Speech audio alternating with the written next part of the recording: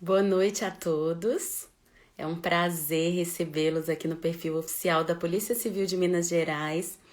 Hoje, com muita honra, eu quero receber aqui a doutora Bianca Prado, parceira na polícia, parceira de luta, e a gente vai falar aqui um pouquinho sobre a Lei Federal 1422 e a Lei Estadual 23644, que trouxeram a possibilidade de se registrar virtualmente boletins de ocorrência em relação à violência doméstica e familiar contra a mulher e também de se conseguir requerer medidas protetivas de urgência pelo meio virtual, sem comparecer na delegacia de polícia.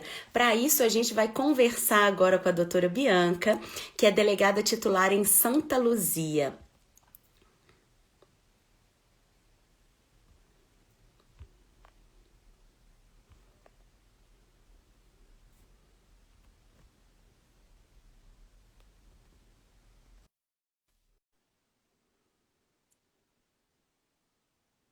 Já convidei, estou aguardando ela entrar. Boa noite. Olá, boa Como vai, noite, doutora? Kia.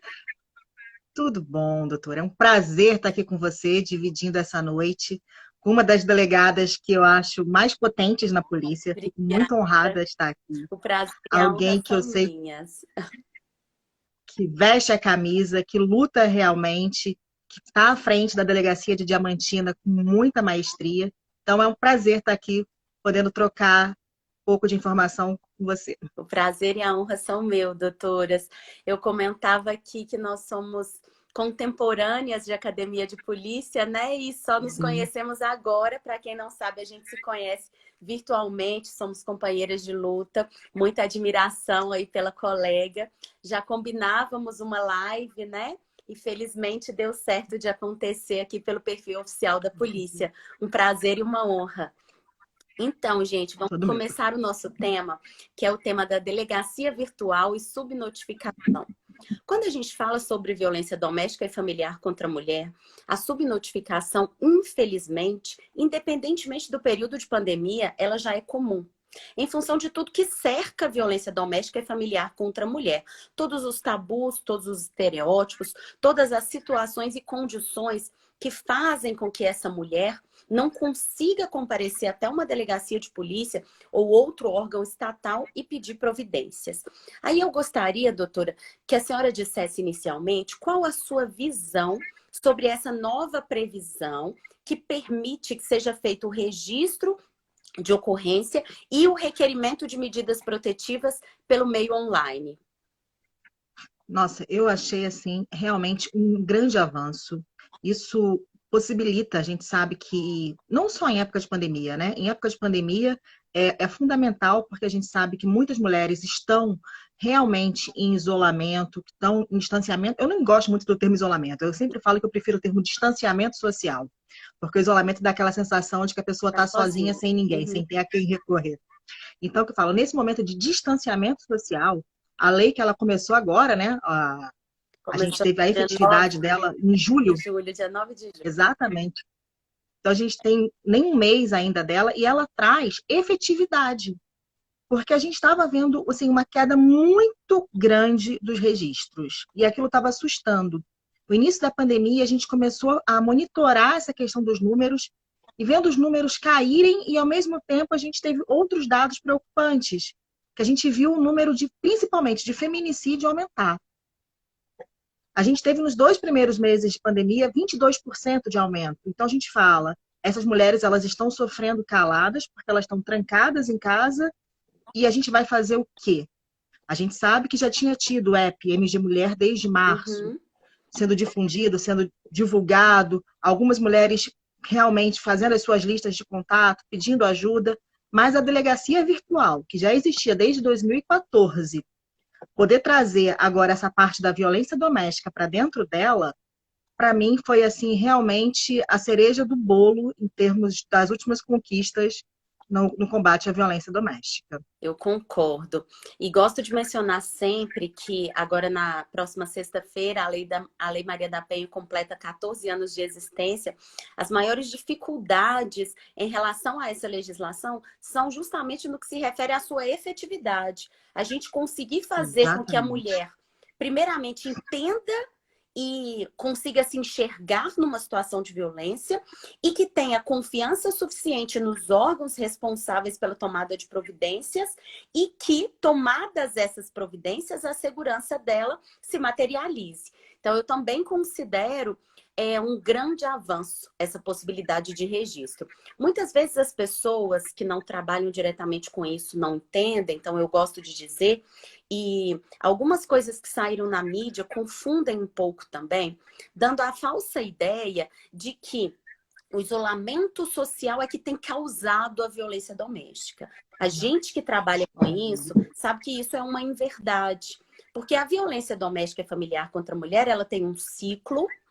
E essas situações que estão ocorrendo na pandemia, como a doutora Bianca mencionou, aqui em Diamantina, isso é geral, inclusive trazido pela ONU Mulheres, a gente teve uma diminuição de tomada de providências iniciais. No Brasil, isso é feito através do requerimento de medidas protetivas.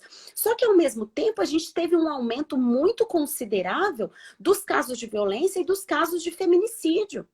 E aí, como que a gente explica isso?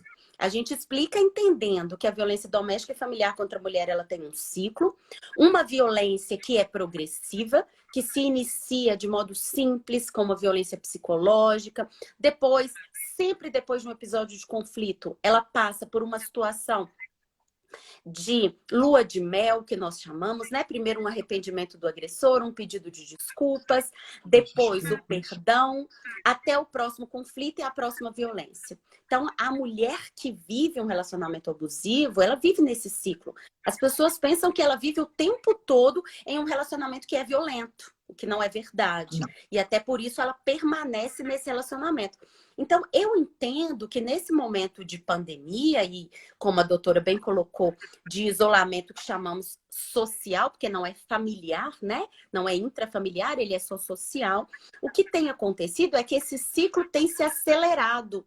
Então, a mulher que antes vivia em uma situação de violência ainda psicológica, ou violência que era física, mais leve, como tapa no rosto, puxão de cabelo, ela agora está vivenciando uma violência mais grave. E isso tem chegado já ao seu ápice, que é o feminicídio. Infelizmente, doutora. E é muito interessante a gente falar essa questão do ciclo da violência, que ele é muito perceptível quando a gente tem a violência física. Só que é importante a gente falar que nem sempre o ciclo da violência, do relacionamento abusivo, vai estourar com uma violência física. É importante que a gente fale que existem os outros tipos de violência, que a Lei Maria da Penha também resguarda, a violência patrimonial, a sexual, a moral e a psicológica. E eu sempre digo que, para mim, Bianca, a violência que mais me preocupa dessas todas é a violência psicológica, que eu acho que é a que deixa mais marcas realmente na mulher. É aquela violência que a gente não consegue ver através de um exame simples de corpo de delito, a gente não consegue comprovar com tanta facilidade, mas é a mais danosa. E aí que a gente vê realmente a importância da conscientização dessa mulher em relação a estar dentro de um relacionamento abusivo, como é importante uma rede de apoio para essa mulher, para a gente mostrar para ela que está ali, ó, na hora que ela quiser, a gente vai estender a mão para captá-la, para ajudá-la a sair desse relacionamento. É importante que as pessoas que convivem com essa mulher não desistam dela, porque ela ainda não desistiu do relacionamento. Toda mulher tem o seu tempo, toda mulher tem aquele momento que ela dá aquele start, que ela percebe realmente que ela está no relacionamento abusivo, e aquele segundo momento que ela dá um start, que ela fala, agora eu tenho força para sair. E nesse momento que ela dá esse segundo start, que é importante que a rede de apoio dela esteja ali pronta para ajudá-la. É lógico que a polícia vai entrar ali a qualquer momento. E a gente, muitas das vezes, a gente não precisa nem que essa mulher crie o start para a gente agir. Lembrando que casos de violência física, qualquer um pode denunciar e a gente vai agir. A gente vai tirar do âmbito da decisão dela. E a gente vai atuar. E aí é importante que a gente lembre para essas pessoas que Os canais de denúncia existem para terceiros também, que não é só para ela. A gente está aqui falando muito da delegacia virtual, que realmente é a mais recente novidade em termos de violência doméstica aqui em Minas Gerais. É um ganho gigante para a vítima, mas a gente não pode esquecer do 180. A gente não pode esquecer do 190. E a gente não pode esquecer também de um outro aplicativo que foi lançado esse ano, que é o Direitos Humanos BR. Porque tudo isso são canais que a sociedade tem nas mãos para ajudar. E Minas Gerais está andando a passos largos agora nessa pandemia, graças a Deus. A gente tem a lei recente também que impõe que os síndicos dentro de condomínios denunciem os casos. Então a gente sabe que se o síndico não denunciar, vai ter multa. Sim. Fala, É importante falar dos canais de denúncia, só para a gente não esquecer, porque as pessoas às vezes ainda não conseguem identificar que nós temos vários canais, mas existe uma diferença de atribuição e uma diferença da necessidade de chamada desses canais. Então, é importante as pessoas entenderem, por exemplo, que o registro virtual de ocorrências, ele não serve para atendimento imediato. Então, se nós temos uma situação de violência que está acontecendo nesse exato momento e um vizinho quer denunciar, ou mesmo a própria vítima precisa de providência, a gente tem situações que a vítima vai para dentro do banheiro, pega o telefone, né, e precisa acionar.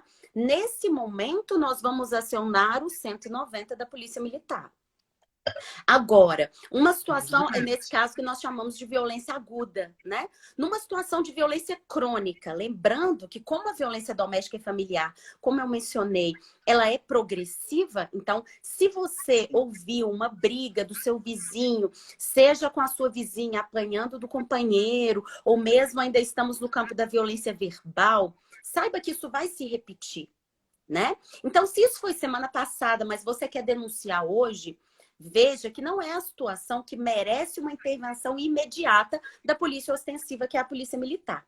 Então, essa é a situação típica que você vai acionar os canais de denúncia. Os aplicativos que foram mencionados aqui pela doutora, lembrando também do 181 e do 180, porque muitas vezes a pessoa quer realizar uma denúncia anônima, que também é possível por esses canais. Então, a situação da violência crônica merece a atenção desses canais de denúncia. Esses canais, eles identificam qual o local onde a violência está acontecendo, o município, e encaminham essa denúncia para a delegacia do município. Hoje, inclusive, a gente recebe via SEI, né? Então, a gente recebe mais rapidamente essas denúncias e toma providências. Mas reparem que não é uma providência imediata no sentido de liguei no 180 agora, a polícia vai comparecer aqui no meu vizinho nesse momento. Então, é para uma violência que já aconteceu. Agora, o boletim de ocorrência virtual também tem gerado dúvidas, porque as pessoas perguntam se ele serve para denúncias anônimas. Não serve. O boletim de ocorrência virtual é um instrumento colocado à disposição da própria vítima. Se a vítima é menor de idade, ela deverá estar assistida ou acompanhada de seus representantes legais. Então, ele precisa dos dados da vítima, é um instrumento colocado à disposição da vítima, para que ela peça providências sem precisar comparecer a uma delegacia de polícia. Todos esses canais, eles se complementam. E eles são importantes para qualificar o atendimento dessa situação de violência. Então, isso também é importante dizer. E aí, em Santa Luzia, me diga, doutora, a gente já teve muitas ocorrências e requerimentos de medidas feitos pela via virtual? Ainda não. A gente ainda está com... ainda não. Como a delegacia de mulheres, né, ela continua com o funcionamento dela normalizado, é importante a gente falar isso, né? Tem muita gente que acha que na pandemia a gente parou. Não, gente, a gente não parou. As delegacias continuam funcionando. Algum nós paramos. Exatamente, normalmente. A vítima, ela já chega lá, ela ainda não criou a consciência de que ela pode adiantar, que ela pode fazer o boletim da sua casa. Então, a gente ainda está recebendo um volume muito grande de vítima presencial lá na delegacia. Agora, eu acredito que depois desse ciclo, né, da gente falando aqui realmente da delegacia virtual, da importância dela, eu acredito que a gente vai ter um número sim. Ainda é o primeiro mês, Sim, então eu eu acho que até as pessoas trouxe ainda estão se números acostumando. aqui, para vocês terem uma ideia. Em Belo Horizonte, essa possibilidade, gente, eu disse aqui anteriormente, ela foi trazida pela Lei Federal 1422, pela Lei Estadual 23644, e aqui em Minas isso se iniciou no dia 9 de julho. Então, veja, é ainda muito recente. Mas para vocês terem uma ideia, em Belo Horizonte, não região metropolitana, só em Belo Horizonte, nós estamos tendo uma média de 1 a 5 registros por dia. E aí nós tivemos no total registros que denunciavam e pediam providências em relação ao crime de ameaça. Nós tivemos até o dia 2 de agosto um total de 44 registros. Em relação a descumprimento de medidas protetivas, nós tivemos um total de 21 registros. E lesão corporal, um total de 10 registros. No interior, e o interior ainda nessa estatística, ele está todo compilado em um dado só, os registros são bem inferiores. Eu considero também, não sei se é a situação da região que a senhora atua, mas na minha região a gente tem uma zona rural muito grande, com dificuldade de acesso à internet, inclusive, né? Temos feito aqui um trabalho, até no sentido de os CRAS e outros estabelecimentos públicos de atendimento social receber vítimas em zona rural, para que elas possam acessar o computador e a rede mundial de computadores, né? Nesses locais e possa registrar essa ocorrência e fazer o requerimento de medidas lá. Mas aqui, como também continuamos com o nosso atendimento normalmente, em momento algum as delegacias de mulheres do estado pararam ou cessaram seus atendimentos, a gente continua ainda tendo um atendimento presencial grande. Houve 2 perguntas aqui nos comentários que eu considerei interessantes para a gente responder. A primeira, eu até já falei aqui, que a pessoa perguntou o seguinte: se a gente considera que a pandemia é responsável pelo aumento dos casos de violência. Como eu mencionei aqui, isso não é verdade, né? A pandemia, ela acelerou o ciclo de violência doméstica para relacionamentos que já eram abusivos. A pandemia não criou abusividade em relacionamento, a pandemia não criou uma violência doméstica em um relacionamento que era saudável. E aí é interessante observar como que a Ela só potencializa. sociedade sempre coloca a culpa da violência contra a mulher em um agente externo. Ou é o álcool, ou o abuso de drogas, ou a perda do emprego, ou a dificuldade econômica, e agora o momento de pandemia. A senhora concorda, doutora? Completamente. É muito fácil, né? A gente ver. São as desculpas clássicas do machismo. Da gente sempre colocar um agente externo para justificar o comportamento agressivo daquele homem. A pandemia, eu concordo integralmente com o que você falou, doutora. Eu só acho que a pandemia, ela, na verdade, ela é um agente potencializador. A partir do momento que o homem e a mulher eles estão, principalmente no início da pandemia, onde as pessoas estavam realmente respeitando mais a questão do isolamento social, onde o homem e a mulher eles estavam ali o tempo todo trancados dentro de casa, os conflitos apareciam com mais frequência. Não é que os conflitos antes não existissem, não, mas eles estavam vivenciando aqueles conflitos 24 horas por dia. Você acorda, passa o dia inteiro e dorme com aquela pessoa. Você não tem outras pessoas para conversar, você não tem outros meios, você não está saindo. Então você potencializa. Isso foi uma realidade, é importante a gente deixar bem claro, não só de Minas Gerais e nem só do Brasil.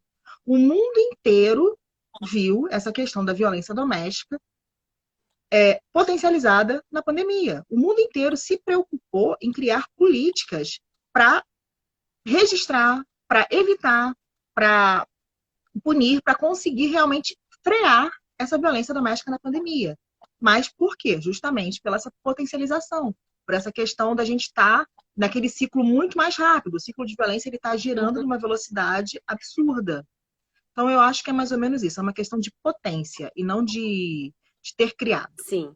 A outra pergunta que eu considerei bem interessante, que ainda gera dúvidas, a pessoa perguntou se, em um atendimento médico, for verificada a situação de violência doméstica contra a mulher, se isso que foi percebido, né, que nós chamamos de revelação espontânea da violência, se isso tem que ser mantido em sigilo. E aí é uma pergunta interessante, porque aqui nós até realizamos o que nós denominamos como palestra de atendimento pelos profissionais de saúde às vítimas, às mulheres vítimas de violência, e lá, mesmo antes de uma legislação muito importante do ano passado, já mencionávamos a necessidade de que houvesse uma denúncia pelos profissionais de saúde. E aí nós temos, então, uma nova legislação no ano passado, que agora diz claramente, e ainda traz prazo. Ela diz o seguinte: se houver um atendimento por qualquer profissional de saúde, né, de alguma mulher que viveu uma situação de violência, esse profissional, ele tem a obrigatoriedade, ele tem a obrigação de comunicar isso à autoridade policial do local dos fatos. E a lei ainda traz prazo para que ele exerça essa comunicação. Então, veja, isso é uma exceção trazida legalmente ao chamado direito do sigilo médico, tá? Então, hoje, os profissionais de saúde não só podem, que a pergunta da pessoa foi no sentido que o profissional poderia, como deve, tem a obrigação de comunicar isso às autoridades para tomada de providências, independentemente de autorização da vítima, tá? A legislação obriga que seja feita essa comunicação. E é importante a gente lembrar que, normalmente, né, principalmente nos hospitais públicos, nos postos de saúde, tem sempre o link com a polícia muito fácil, muito rápido. Então, na hora que essa vítima já está sendo atendida, a polícia já é acionada. Muitas das vezes, a gente consegue até mesmo fazer a prisão em flagrante daquele autor naquele momento ali que a vítima está pedindo esse auxílio no hospital, mesmo sem querer. Lá em Santa Luzia, a gente tem muitos casos em relação ao pronto atendimento municipal. O pronto atendimento municipal, ele realmente, já desde antes da legislação, ele já tinha esse link muito rápido com a polícia. Já eram feitas essas comunicações e o prazo lá que a gente já tinha estipulado era o prazo instantâneo. Chegou, comunica. Sim, estou vendo que a pessoa comentou aqui que o CRM, né, o Conselho Regional de Medicina, não teria autorizado essa comunicação. Eu chamo de comunicação, mas seria uma denúncia. Chamo de comunicação porque, do modo como a legislação traz, é uma comunicação oficial, né, que pode ser feita, inclusive, pela própria instituição médica. Não significa que o médico tem que ir pessoalmente, ser solicitante de uma ocorrência. Então, veja, o CRM, ele não tem que autorizar ou desautorizar, porque é uma previsão legal. Tá? Se a pessoa tiver mais dúvidas sobre isso, fique à vontade para entrar em contato conosco. Eu posso te passar toda a legislação e como isso é feito. Inclusive, menciono que aqui na nossa região, na nossa rede, nós estabelecemos que essa comunicação ela é feita, inclusive, por ofício via e-mail. Então, se o fato não é agudo, como a senhora mencionou, a possibilidade de acionar a polícia militar no posto de saúde, né? Na hora. Mas existe também a possibilidade de, se a situação não é aguda, então a mulher sofreu uma violência semana passada, há 2 semanas ou há mais tempo, e aí essa comunicação ser feita via ofício, não há necessidade de acionar a polícia militar na instituição de saúde, mas o importante é que a comunicação seja feita. A partir do momento que o profissional de saúde toma conhecimento, ele tem prazo para comunicar. Pode dizer, doutora. E apenas assim, para a gente mostrar a importância dessa questão do atendimento médico, é que eu acredito que em Diamantina também faça muito isso. Muitas das vezes, a vítima ela foi naquele médico e ela não compareceu depois, que a gente tem ciência, para o exame de corpo de delito. E a gente usa muito os relatórios médicos dos hospitais, dos prontos de atendimento, como exame de corpo de delito. A gente requisita e o nosso legista faz o exame com base no exame, no atendimento médico, nem no exame, né? No atendimento médico feito por essa vítima no posto de saúde, no pronto atendimento, no hospital. Então, é muito importante a gente pensar que a gente tem que ter cada vez mais, sim, todas as esferas da sociedade de olho, atentas na questão de violência doméstica. A questão de violência doméstica é uma questão universal, é um problema de todos nós, é um problema de toda a sociedade. Ela não é um problema único e exclusivamente da esfera privada, é um problema de esfera pública. Então, todos os órgãos têm que dialogar. Sim, e é até interessante falar desse assunto, porque nós estamos falando aqui sobre subnotificação, né? Mencionamos no início da live que a subnotificação, ela é, infelizmente, gritante em relação à violência doméstica e familiar contra a mulher. As mulheres só tomam providências, na maioria dos casos, quando a violência já atingiu um nível, ainda que não seja de gravidade física extremo, mas já atingiu um nível de gravidade psicológica e de culpabilização da vítima, que ela tem dúvida dúvidas ainda sobre a violência que sofre e sobre a tomada de providências. E essa nova legislação que obriga profissionais de saúde a comunicar e tomar providências quando atende mulheres vítimas de violência, ela tem também o objetivo de reduzir a subnotificação. Eu menciono sempre para os profissionais de saúde que aqui temos uma ligação mais estreita, porque desde 2013 nós temos a rede formada porque formalizamos o atendimento humanizado da vítima de violência sexual. Então, nós temos reuniões semestrais, então eu tenho conhecimento, inclusive, das dificuldades, né, e dos problemas enfrentados pelos profissionais de saúde. Mas o que eu menciono para eles sempre, inclusive para profissionais que estão ainda na instituição primária básica, ali no posto de saúde, agente de saúde, enfermeiro, é que eles frequentam a casa dos usuários, eles conhecem a família, eles entendem, eles têm essa relação de proximidade. E se você pensar, nós, enquanto agentes de segurança pública, nós não vamos até a casa das pessoas, a não ser quando o fato criminoso já aconteceu. Então, a gente precisa que esses membros do mesmo Estado, né? E estou falando aqui Estado de modo genérico, né? Todos nós, tanto profissionais de saúde, de educação e segurança pública, pertencem ao mesmo Estado e têm por finalidade imediata a proteção da dignidade da pessoa humana. Então, vejam o que nos une. Por isso mesmo, não tem sentido um profissional de saúde que representa o Estado ir até a casa de uma usuária ou receber essa usuária na instituição, sabendo que ela sofre uma situação de violência, sabendo que é dever do Estado tentar diminuir essa violência e tomar providências em relação a isso, e essa pessoa se calar. Então, o que eu gosto de dizer para esses profissionais é que eles têm por objetivo imediato a recomposição da integridade física da pessoa, a manutenção da saúde em todos os seus níveis, mas como objetivo imediato de todos nós que representamos o Estado em algum momento, é a proteção da dignidade da pessoa humana. Então, não há justificativa para isso permanecer omisso. É obrigatório, sim, que a pessoa comunique esse fato. Perfeito. Deixa eu aproveitar e perguntar para você, doutora.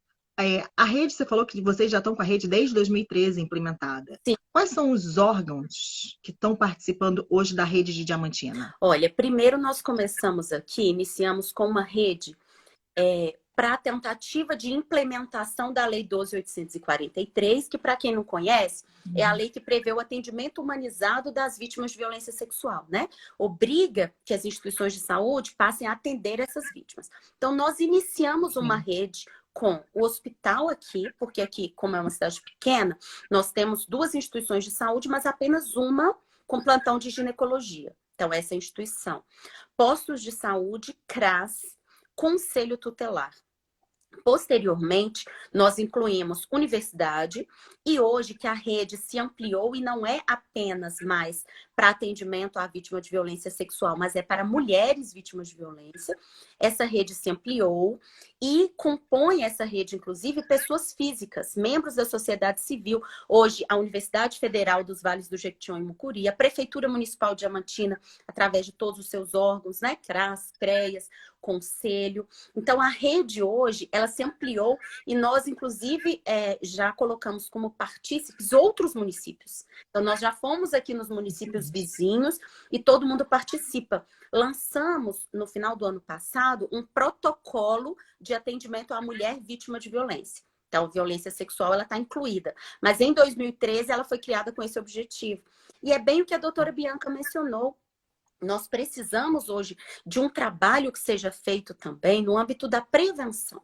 O trabalho repressivo, quando a gente fala de violência doméstica e familiar contra a mulher, ele é sim importante, mas ele não é a solução mais efetiva. Porque a violência doméstica e familiar contra a mulher, até pegando gancho no que alguém perguntou aí sobre a pandemia estar causando a violência, nós precisamos entender que essa violência ela tem como fundamento e pano de fundo uma cultura machista. Por isso, inclusive, ela é internacional, como a doutora bem mencionou. Enquanto essa cultura não for modificada, por mais que a gente consiga, e é a nossa tentativa, diminuir a subnotificação e dar a essas vítimas de violência um atendimento mais humanizado, uma acolhida, tentar mostrar para ela a violência que ela está sofrendo, oferecer os meios e canais que temos de ajuda, ainda assim, se a cultura não se modificar, a violência vai continuar acontecendo e os casos não vão diminuir. Então, daí a importância da formação de redes, a importância de diálogo das instituições de segurança pública com as instituições de saúde, com as instituições de educação.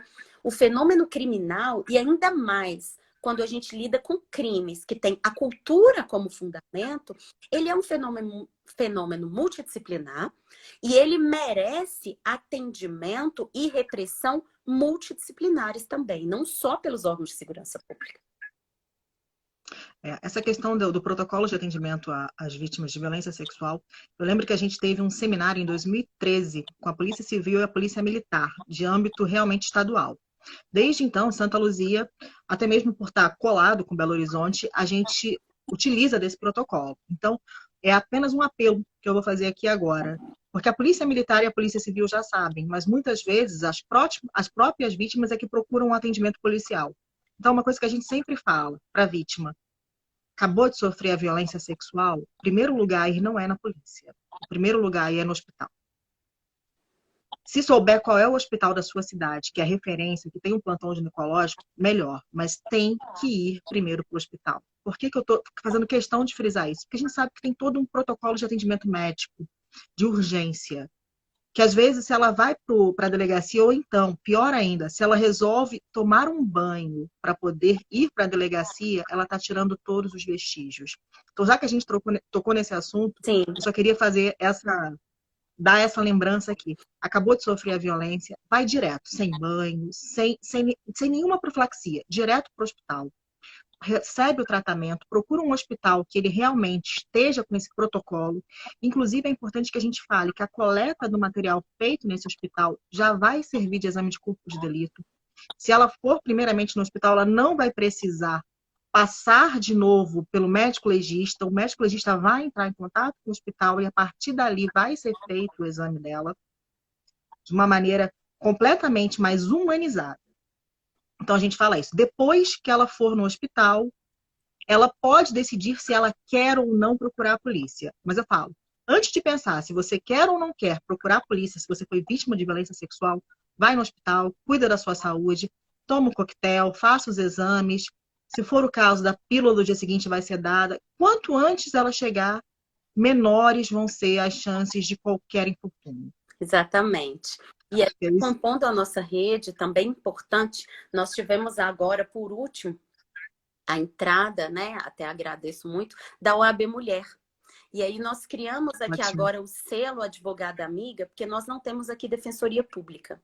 Então, na tentativa de dar às mulheres vítimas de violência que procuram a delegacia um atendimento que fosse de fato multidisciplinar, que não fizesse com que ela ficasse circulando entre órgãos, olha, vai na delegacia para a gente tentar uma repressão criminal, mas eu preciso de pensão alimentícia, eu preciso de divórcio, preciso acompanhar todo esse processo. Então, aqui nós temos advogadas voluntárias que são indicadas assim que a mulher, né, mostra que está em situação de vulnerabilidade social, procura a delegacia para tomada de providências e precisa também que providências de âmbito civil sejam tomadas. Então, compõe, assim, a última instituição, a instituição mais recente a ingressar da nossa rede. Santa Luzia, a gente começou a montar a rede, fora essa questão do protocolo de violência sexual, já para a violência doméstica como um todo, em 2015. Desde 2015 a gente foi montando.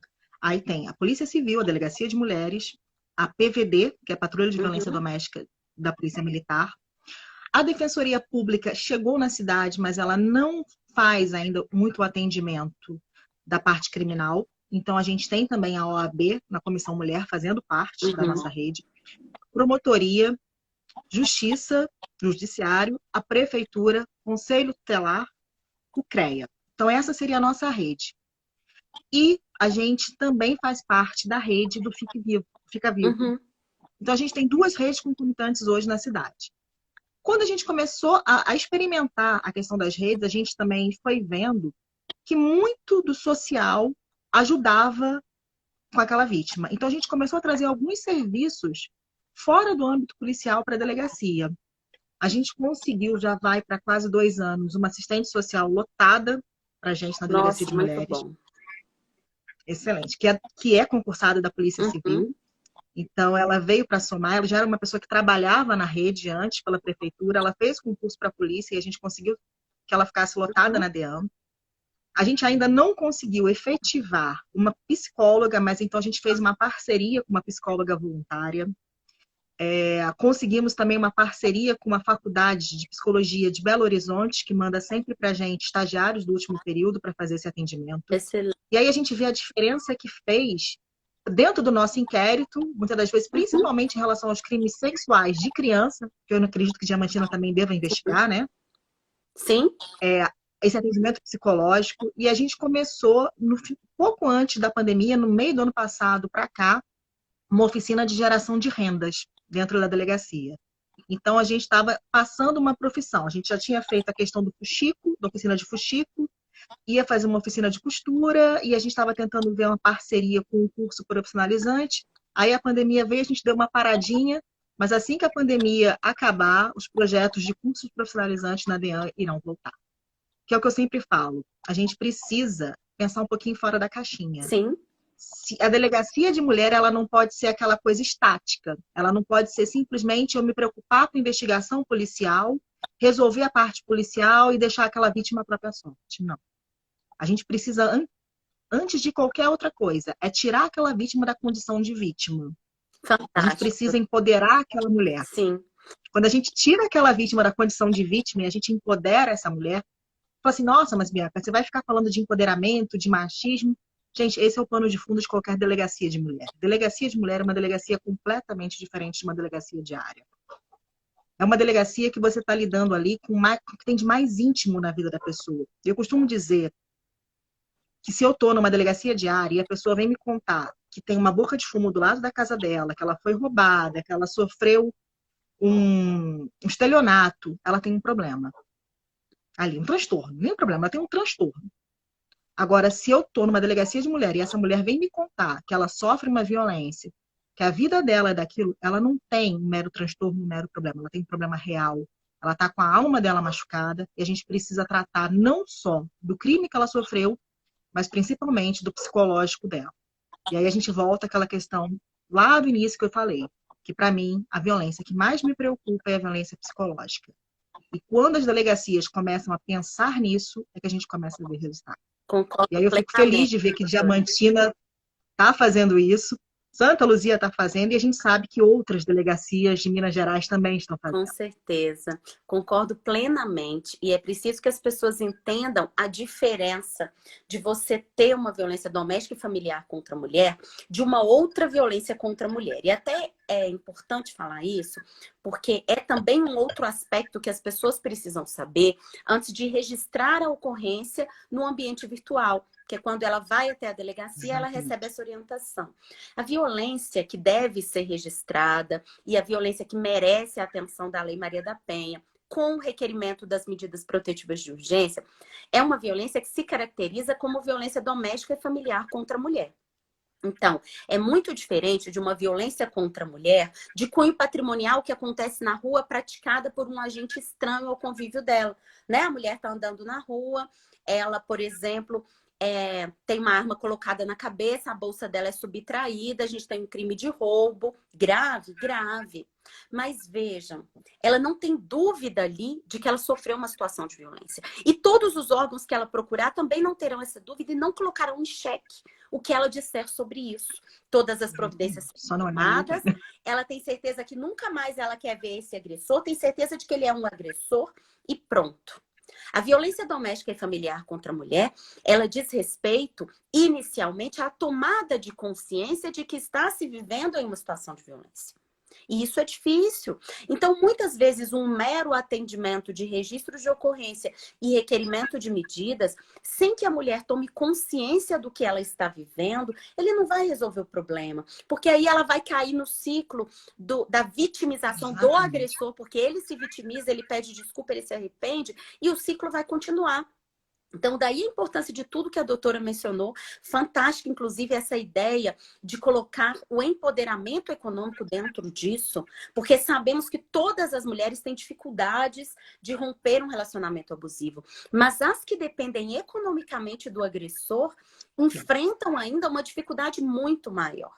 E aí, até nesse ponto, eu quero mencionar que hoje o registro de ocorrência virtual, ele permite, inclusive, que a vítima faça o requerimento de medidas protetivas nesse momento. Então, ela vai preencher um questionário que pergunta qual a violência sofrida, que pergunta qual é a relação dela com esse agressor. Porque, vejam, mencionei aqui no início dessa fala que para que haja intervenção da Lei Maria da Penha e da Delegacia de Mulheres, é preciso que haja um vínculo especial entre vítima e agressor.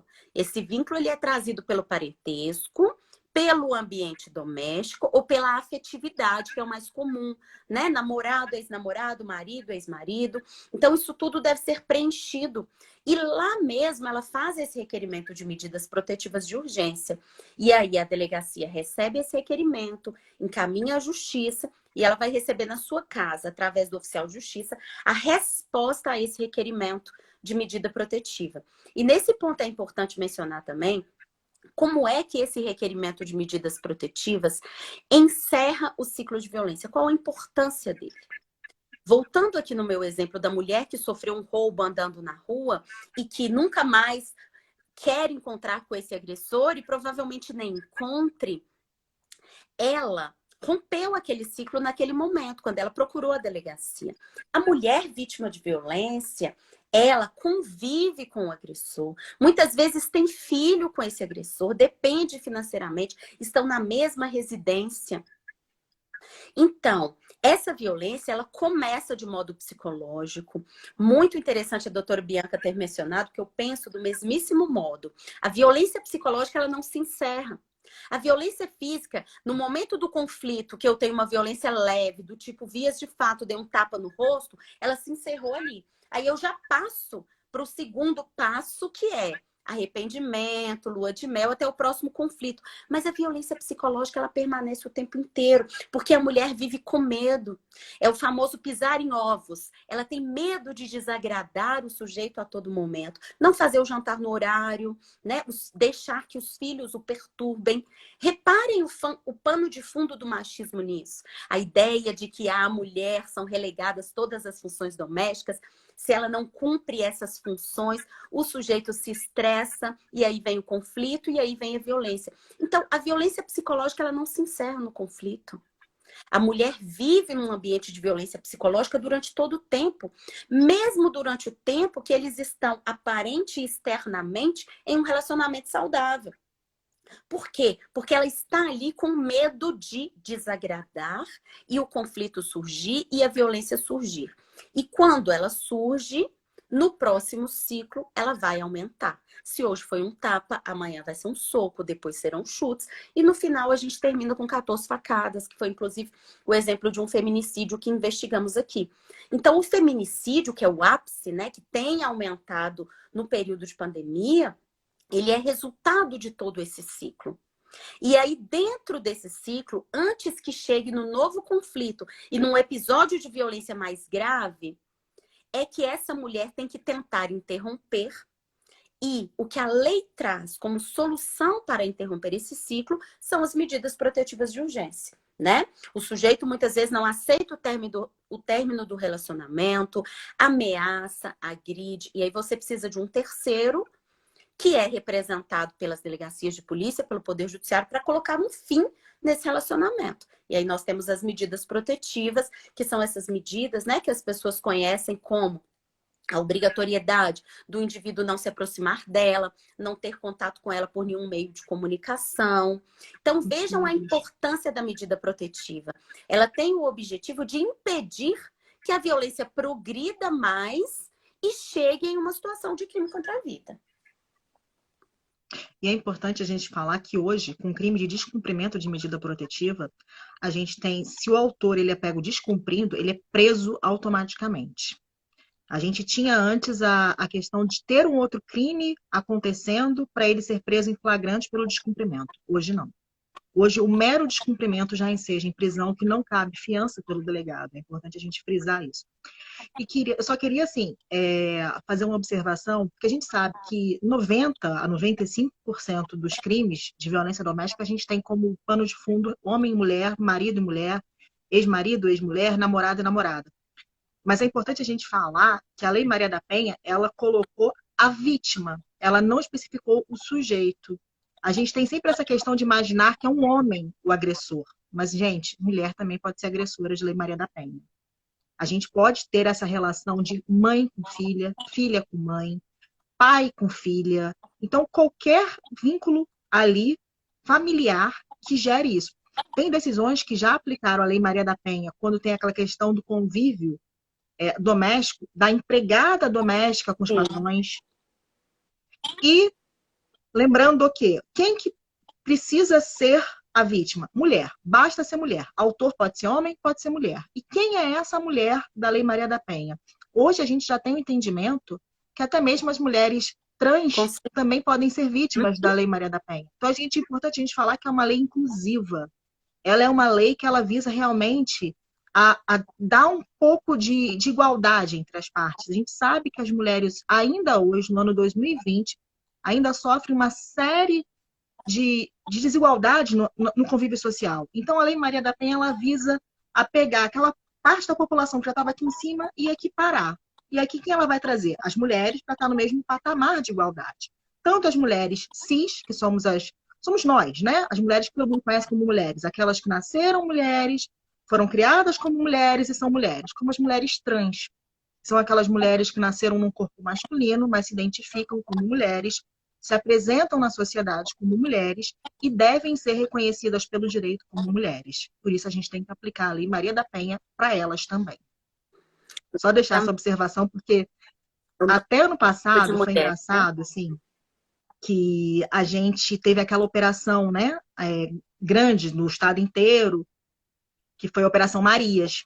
E lá em Santa Luzia, um dos nossos alvos era uma mulher, que era uma filha que agredia muito a mãe idosa.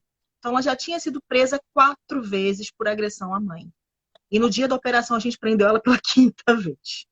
E ela já vinha corriqueiramente. E as pessoas falam assim, nossa, mas Maria da Penha, mulher vai presa? Vai, gente. Se ela agredir uma pessoa no âmbito familiar dela, do sexo feminino, ela vai estar, assim, enquadrada na Lei Maria da Penha. Excelente. Aqui também nós tivemos essa situação de filha que agride mãe e filha que agride avó também, né? A gente tem ainda mais grave ainda a violência contra a pessoa idosa. Lembrando aí, como a doutora mencionou, a violência contra a mulher trans também, incluída a mulher trans é mulher, gente, né? Precisamos entender isso e elastecer os nossos conceitos.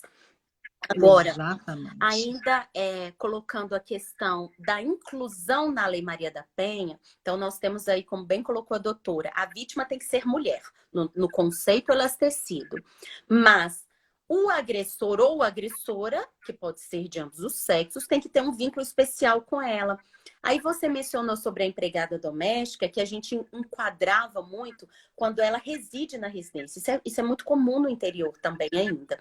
E aí, independentemente dela ter vínculo afetivo com alguém dentro da residência, é caracterizado como violência doméstica. As pessoas precisam entender que a gente diz genericamente violência doméstica e familiar contra a mulher, mas o que torna essa violência doméstica e familiar para os fins da Lei Maria da Penha é a relação especial entre vítima e pessoa que a agride, e não o fato de acontecer dentro do ambiente doméstico. Né? Então, a gente tem violência que acontece em bar, violência que acontece em boate, violência que acontece em todos os locais.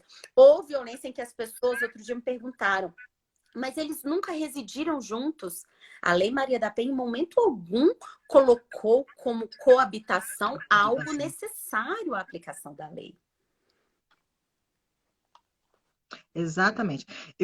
Estava olhando aqui as perguntas, e aí tem sempre aquela pergunta que acho que toda palestra que a gente faz, alguém pergunta, mas e se é a mulher que agride o homem? Gente, o que a gente falou aqui? Não precisa ser mulher? Se é a mulher que agride um homem, não quer dizer que essa mulher não vai ser punida, não quer dizer que esse homem não vai ser socorrido pelo direito. Ele vai ser socorrido pelo direito também, mas não pela Lei Maria da Penha. Sim, há toda uma Para isso a gente tem Código Penal anterior que o protege. Exatamente. Protege todos os indivíduos. Inclusive, a gente fala, né, que na parte penal o artigo vai ser o mesmo, vai ser o artigo 129, parágrafo 9º, que trata da violência doméstica. Só não vai ser no âmbito da Lei Maria da Penha.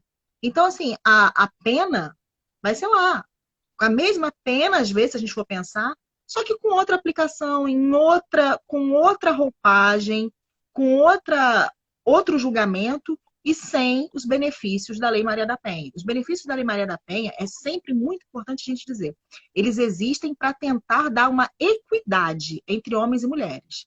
Então, a partir do momento, se a gente passasse a usar ele para homens contra mulheres, a gente estaria, ao invés de trazer uma equidade, a gente estaria fazendo um distanciamento maior ainda entre os dois atores. Então, ela visa realmente a dar um equilíbrio. Então, a gente tem que usar exclusivamente para quando a mulher é vítima. Se o homem for vítima, vai lá na delegacia, procura, mas vai na delegacia diária, não vai na delegacia de mulher, não. Exatamente. Registre, tome providências do mesmo modo. Porque a Lei Maria da Penha, como conceito de lei que atende a uma violência que chamamos de violência especializada, como a doutora mencionou, ela tem o objetivo de trazer uma igualdade material, uma igualdade para a realidade. Eu falo sempre que aqui, ó, há 30 anos, desde 1988, a gente tem lá o artigo importantíssimo, que é o artigo 5º parágrafo, inciso 1º, que diz: homens e mulheres são iguais em direitos e obrigações. Só que na prática, na materialização disso, até hoje isso não aconteceu. E há 1 milhão de estatísticas aí que confirmam o que estamos dizendo.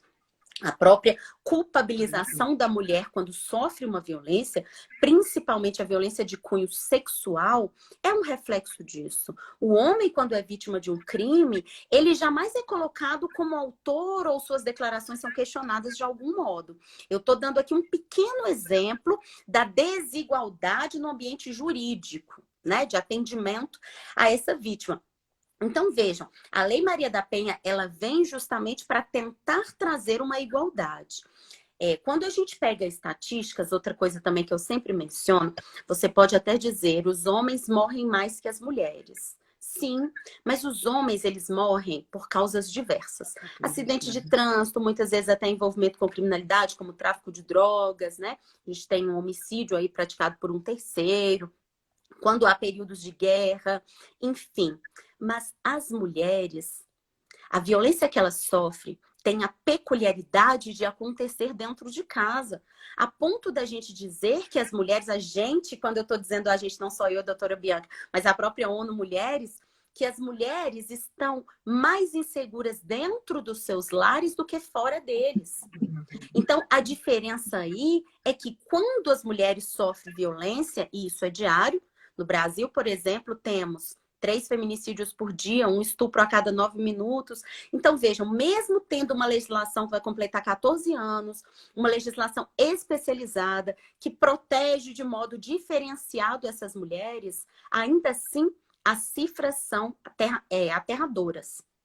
Então, fica complicado até para você conseguir explicar que a Lei Maria da Penha, ela não tem o objetivo de dar um lugar de superioridade às mulheres. Muito ao contrário, ela tem o objetivo de trazer as mulheres do local de inferioridade em que elas estão para um local de igualdade. E não sei se seria muito utópico, mas nós duas que lidamos com isso diariamente, o que nós esperamos é que daqui a um tempo a gente não precise de legislação especializada para lidar com violência contra a mulher, quando as mulheres não estiverem mais em risco dentro de seus próprios lares. Perfeito. Só a título de exemplificação, eu vou propor para todo mundo que não está 100% confiante no que a gente falou, no que você acabou de dizer. Faça uma brincadeira no Google, coloca homem morto por e deixa o Google completar. Ele vai dizer pelo PCC, pelo tráfico, por acidente de carro. E aí você vai ver quais são as causas. São causas de violência externas, causas de acidente. Aí bota mulher morta por. O Google complementa marido, companheiro, namorado, pai. Ou seja, o próprio Google deixa muito claro na complementação da frase que as mulheres morrem muito mais em contexto de violência familiar do que os homens. A gente não vê homem morto por companheira, quando a gente bota no Google. Homem morto por filha. Não. Exatamente. Então, é realmente isso. Eu concordo, doutora. Eu sempre costumo falar que eu vou ficar muito feliz o dia que a Lei Maria da Penha for extinta. Sim. Porque vai ser o dia que realmente a gente alcançou aquela isonomia prevista lá em 88 na Constituição. A gente está aqui no ano de 2020 ainda precisando brigar pelo mínimo. brigar por respeito, brigar por um lugar igual dos homens dentro da sociedade. Então, a delegacia de mulher, ela visa principalmente para essas vítimas que estão nesse contexto serem acalantadas pelo Estado. Não tem nada pior do que uma vítima sofrer uma violência, e aqui eu vou dar o exemplo da violência sexual, e ela chegar dentro de uma unidade policial e ser questionada. Que roupa que você estava? Mas você estava andando sozinha? Gente, pelo amor de Deus. A gente tem a obrigação de acolher, de ouvir e lembrar sempre que não cabe a ninguém da sociedade, e muito menos ao Estado, culpabilizar a vítima pela agressão sofrida, seja ela qual for. A delegacia de mulher, ela tem a obrigação de ser um tratamento diferenciado. Eu costumo sempre dizer que quem trabalha em delegacia de mulher, ela não pode ter um perfil de um policial comum. Não. O policial que trabalha em delegacia de mulher, ele é meio psicólogo, ele é meio assistente social, ele é meio mãe, ele é meio tudo, porque ele dá colo, ele ouve. A vítima, ela chega ali, ela passa quase que às vezes 1 hora no atendimento, abrindo o coração para a gente conseguir entender os liames jurídicos, para a gente pegar. Porque se não falar para ela, ela fala assim, o que te aconteceu? Que crime você sofreu? Não. Fala assim para ela, por que você veio aqui? O que está acontecendo? E aí ela abre o coração e o policial tem que entender que esse é o momento que ela está tendo pela primeira vez o Estado estendendo a mão para ela. Sim. Doutora, o papo tá excelente. Essa live, ela foi... O nosso tempo está acabando. Tempo, mas a live, ela tem só 60 minutos, ela está acabando. Então, eu queria... vou passar a palavra para a senhora para as considerações finais, mas queria desde já agradecer. Um prazer, uma honra recebê-la. Espero que seja a primeira de muitas lives e de muito trabalho que realizaremos juntas. E queria dizer para todos que estão assistindo que a Polícia Civil de Minas Gerais segue trabalhando todos os dias à disposição de todos e todas e que não se calem, nos procurem que nós estamos à disposição de vocês. Gostaria que a senhora fizesse suas considerações finais. Primeiramente, eu agradeço. Foi um prazer estar aqui com você, doutora, e falar exatamente isso, que principalmente para as vítimas que nesse momento estão escutando a nossa live, estão nos assistindo, para aquelas que conhecem alguém que está passando por esse momento, indica a live vai ficar salva aqui no site, no Instagram da polícia, vai ficar. Então a gente pede, não se cale, lembre-se sempre, vocês não estão sozinhas. Por mais que a gente esteja num momento hoje de isolamento social, aquilo que eu falei, estamos em distanciamento social, ninguém está sozinho, os meios estão aí, gente. 180, 190, aplicativo MG Mulher, delegacia virtual. Qual o endereço da delegacia virtual? É difícil, a gente joga no Google delegacia virtual que já vai abrir a página automaticamente. Não precisa decorar o site, tá bom? E é isso. Estamos aqui 24 horas em todas as cidades para vocês. Obrigada, doutora. Obrigada, gente. Boa noite a todos. Boa noite.